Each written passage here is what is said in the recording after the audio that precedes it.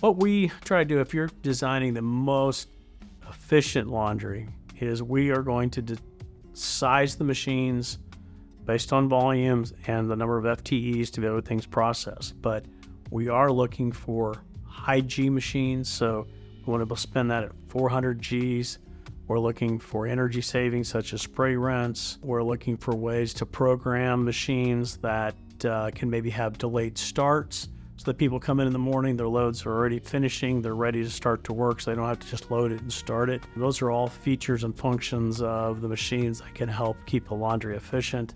And then also the dryers as well, is that they have the ability to have moisture sensing on them, so that we're able to shut the dryers off exactly when we hit maybe 2% moisture, so we don't over dry.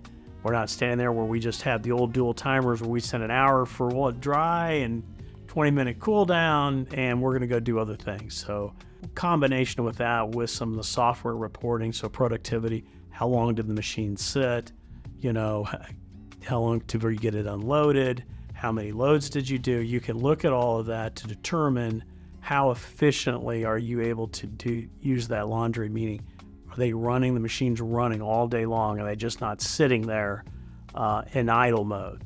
So if you've got a second shift, we can really do an analysis to say, hey, you know what, if we reorganize this a little differently, do you have enough par of linen? The machines are sitting half the day because the people are having to run out, collect, come back, wash, go deliver, and now they're not washing again. So it could be a function of not just the staffing, but also it could be a function of par linen and your sorting / collection procedures out on the floors.